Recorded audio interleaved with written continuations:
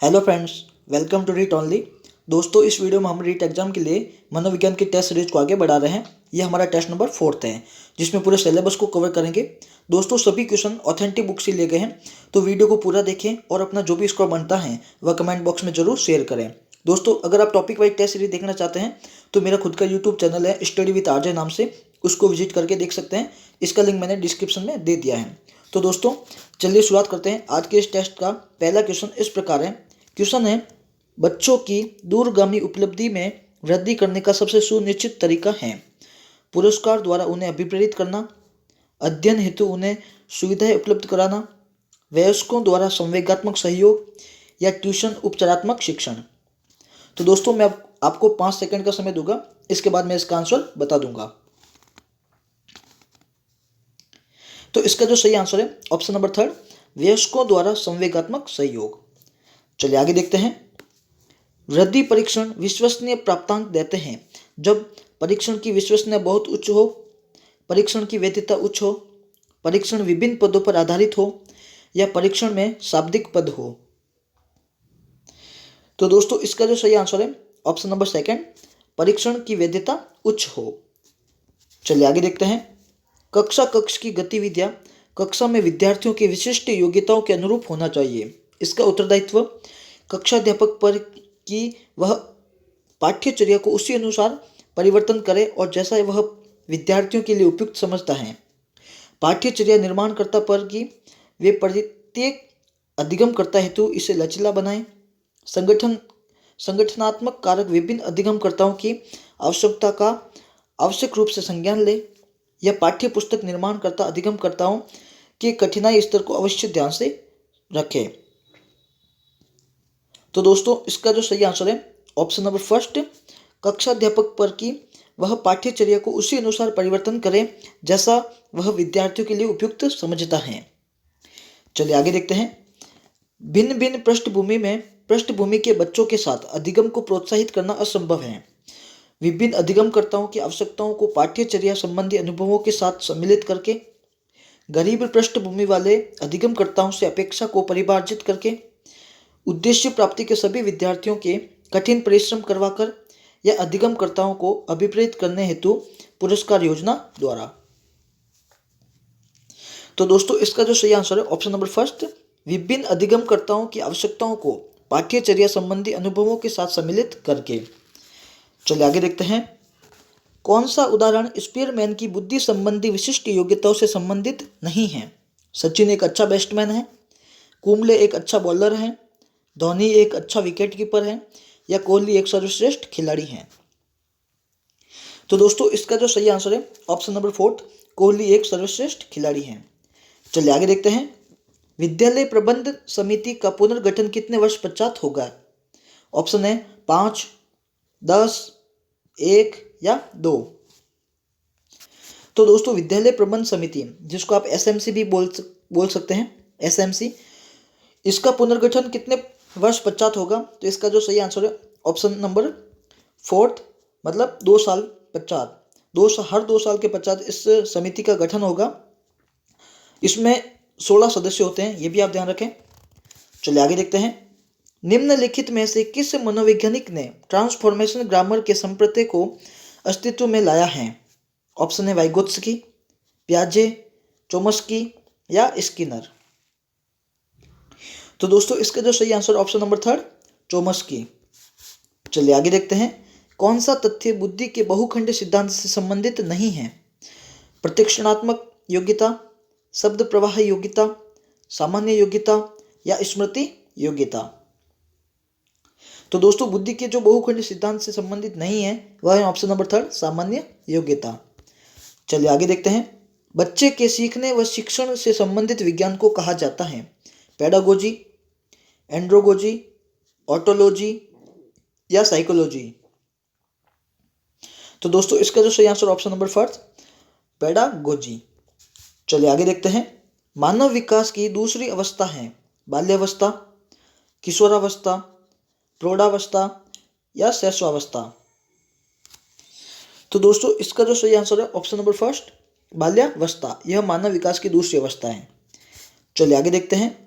बालकों के परिवारों में कौन उनके विचारों, दृष्टिकोणों, आवश्यकताओं आदि में भेद उत्पन्न करती हैं? सामाजिक दशाएं या आर्थिक दशाएं या एक व दो दोनों या उक्त कोई नहीं? तो दोस्तों इसका जो सही आंसर ऑप्शन नंबर थर्ड, एक व दो दोनों, मतलब सामाजिक दशाएं और आर्थिक दशाएं दोनों ही प्रभावित करती हैं। चलिए आगे देखते हैं। सीखना विकास की प्रक्रिया है, अधिगम की यह परिभाषा किसने दी? Woodworth, Skinner, Crow and Crow या गिलफर्ड? तो दोस्तों सीखना विकास की प्रक्रिया है, यह परिभाषा देने वाले मनोवैज्ञानिक थे वुडवर्थ। चलिए आगे देखते हैं। राष्ट्रीय पाठ्यक्रम रूपरेखा का गठन किस शिक्षाविद की अध्यक्षता में किया गया? Professor Yashpal, professor Ramamurti, professor Janardhan Reddy या दौलत सिंह कोठारी? तो दोस्तों राष्ट्रीय पाठ्यक्रम रूपरेखा मतलब एनसीएफ 2005 में आया था, आप ध्यान रखें। एनसीएफ 2005 इसका गठन किस अध्यक्षता में किया गया था? तो इसका सही आंसर है option number A, professor Yashpal Sharma. चलिए आगे देखते हैं। किशोर के समायोजन की प्रक्रिया में शिक्षक का योगदान है। समस्या का समाधान न करना, आकांक्षा का उचित स्तर तय करना, मूलभूत आवश्यकताओं की पूर्ति नहीं करना या कमजोरियों की ओर ध्यान नहीं देना? तो दोस्तों एक किशोर के समायोजन की प्रक्रिया में शिक्षक का जो योगदान है वह है आकांक्षा का उचित स्तर तय करना। ऑप्शन नंबर सेकंड इसका सही है। चलिए आगे देखते हैं। ऐसा बालक जिनका प्रमुख कार्य शिक्षक तथा कक्षा के छात्रों को परेशान करना है, उन्हें क्या कहते हैं? मंदबुद्धि बालक, विकलांग बालक, समस्यात्मक बालक या पिछड़े बालक? तो दोस्तों इसका जो सही आंसर है ऑप्शन नंबर थर्ड, समस्यात्मक बालक। चलिए आगे देखते हैं। मन स्थापी बालकों की समस्या नहीं है मौलिकता, एकाग्रता, शारीरिक दोष, सीखने की धीमी गति या अमूर्त चिंतन का अभाव? तो दोस्तों इसका जो सही आंसर ऑप्शन नंबर फर्स्ट, मौलिकता मन स्थापी बालकों की समस्या के अंतर्गत नहीं आता है। चलिए आगे देखते हैं। सामूहिक रूप से बुद्धि मापन सर्वप्रथम किस देश में प्रारंभ हुआ? अमेरिका, भारत, ब्रिटेन या फ्रांस? तो इसका जो सही answer option number first, America में सामूहिक रूप से बुद्धि मापन सर्वप्रथम प्रारंभ हुआ था। चलिए आगे देखते हैं। बालकों की बुद्धि लब्धि किस वर्ष तक बढ़ती है? 10 से 15 वर्ष तक, 16 से 18 वर्ष तक या 18 से 30 वर्ष तक या संपूर्ण आयु तक?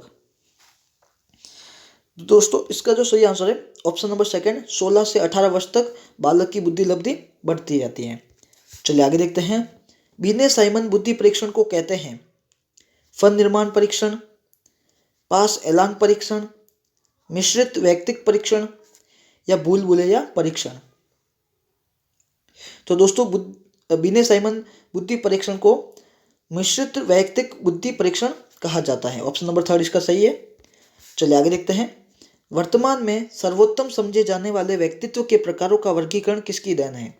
जुंग की, कांट की, हर्बर्ट की या कोई नहीं? तो इसका जो सही आंसर है ऑप्शन नंबर फर्स्ट, जुंग की। चलिए आगे देखते हैं। शारीरिक रूप से व्यक्ति के मध्य जो भिन्नता दिखाई देती है वह कहलाती है व्यक्तित्व, सामाजिक असमानता, आंतरिक विभिन्नता या बाहरी विभिन्नता? तो इसका जो सही आंसर है ऑप्शन नंबर फोर्थ, बाहरी विभिन्नता। बाहरी विभिन्नता में शारीरिक रूप से व्यक्ति के मध्य जो भिन्नता दिखाई देती है वह होती है बाहरी विभिन्नताएं। चलिए आगे देखते हैं। अभिप्रेरणा को प्रवाहित करने वाला कारक है आवश्यकता, आकांक्षा एवं रुचि, संवेगात्मक स्थिरता या उपरोक्त सभी? तो इसका जो सही आंसर ऑप्शन नंबर फोर्थ, उपरोक्त सभी, मतलब ये आवश्यकता, आकांक्षा स्तर एवं रुचि और संवेगात्मक स्थिति यह अभिप्रेरणा को प्रभावित करने वाले कारक हैं। चलिए आगे देखते हैं। उपलब्धि अभिप्रेरणा का सिद्धांत किस मनोवैज्ञानिक ने दिया? वॉटसन, मैक्किलैंड, अब्राहम मैस्लो या स्किनर? तो दोस्तों उपलब्धि अभिप्रेरणा का सिद्धांत देने वाले थे मैक्किलैंड, आप ध्यान रखें। चलिए आगे देखते हैं। अधिगम स्थानांतरण की दशाएं किस पर निर्भर नहीं करती हैं?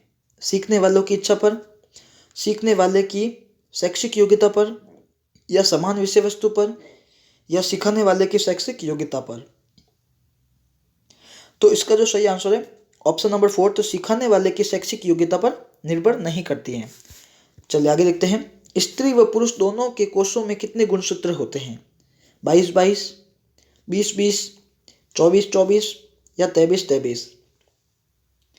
तो दोस्तों इसका जो सही आंसर है ऑप्शन नंबर 4, 23-23। चलिए आगे देखते हैं। अपने वातावरण के कुछ पक्षों के प्रति व्यक्ति के नियमित भाव, विचार व कार्य करने की पूर्ण वृत्ति भी अभिवृत्ति कहलाती है। यह मत किस वैज्ञानिक का है? डगलस व हॉलैंड, कोपर व स्पफ, क्रो एंड क्रो या सिकड़ व बेकमैन? तो इसका जो सही आंसर है ऑप्शन नंबर 4, सिकड़ व बेकमैन। चलिए आगे देखते हैं। बालकों को आनंद प्राप्त करने वाली सरल कहानियां द्वारा नैतिक शिक्षा दी जानी चाहिए। यह कथन किसका है? रॉस का, ब्लेयर जॉन्स एवं सिम्पसन का, स्ट्रैंग का या कॉलसेनिक का? तो इसका जो सही आंसर ऑप्शन नंबर 4, कॉलसेनिक का। कॉलसेनिक ने परिभाषा दी थी कि बालकों को आनंद प्राप्त करने वाली सरल कहानियों द्वारा नैतिक शिक्षा दी जानी चाहिए।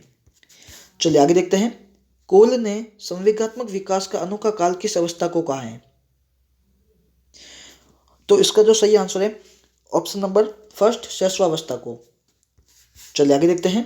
किशोरावस्था जीवन में क्रांतिकारी परिवर्तन, कठिन संघर्ष एवं तूफानी दौर का समय है।